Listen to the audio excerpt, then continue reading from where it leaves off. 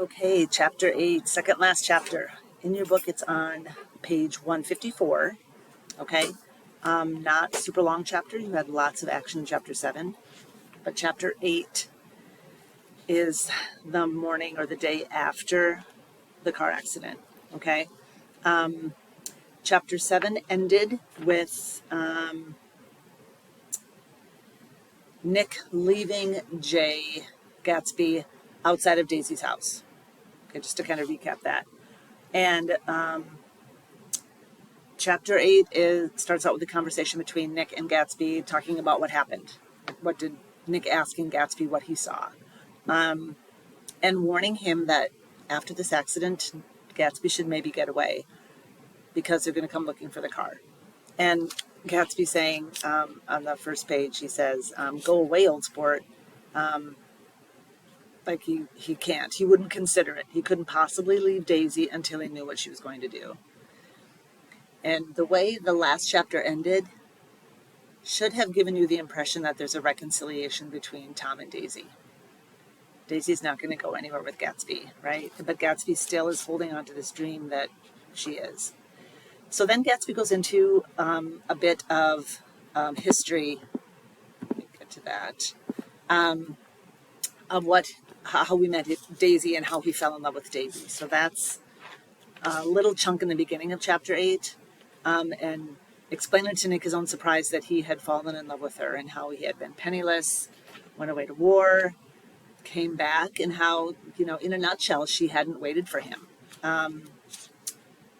And kind of reassuring himself and also trying to kind of tell Nick that obviously I don't think she ever loved him, talking about how she couldn't have ever really loved Tom because they had such a strong love, and not really addressing the fact that she did marry him anyway. But that is about half of that chapter, talking about that. Then as the chapter moves on, like it says, Nick goes to work, but he's nervous about leaving Gatsby alone because he knows Gatsby is just pining for Daisy and waiting for her to call him. And then he goes into Nick. The narrative kind of changes a little bit, and he goes back into at the bottom of page 163. I'll give you a reference point. Nick says, "Now I want to go back a little and tell what happened at the garage after we left there the night before." So at the top of 164, he goes back in and says what happened to Wilson after his wife, Myrtle, had been hit by the car. Talks about Wilson's grief and him realizing and how he found clues about her having an affair and why he decided they were leaving.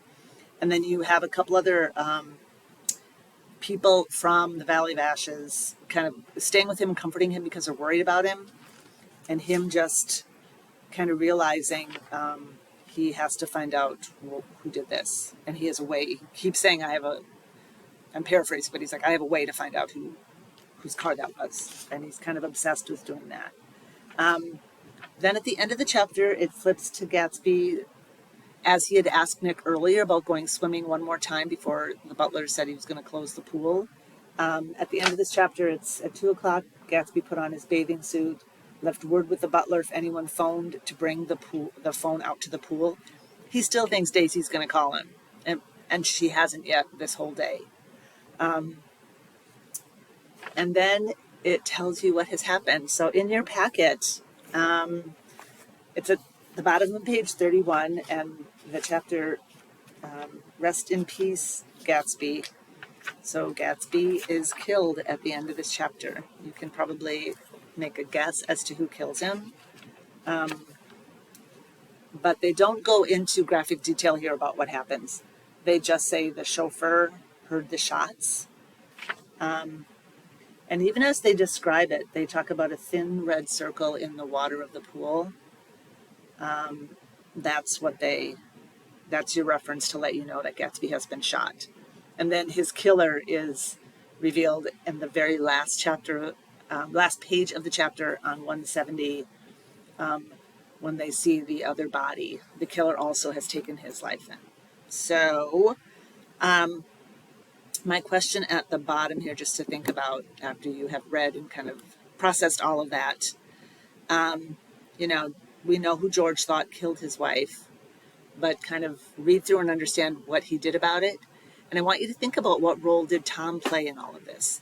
It will be revealed in the next chapter. It's coming up that you'll find out. We only have 2 chapters left. But I'm kind of telling you, Tom played a role in this. So think about, how could Tom have played a role?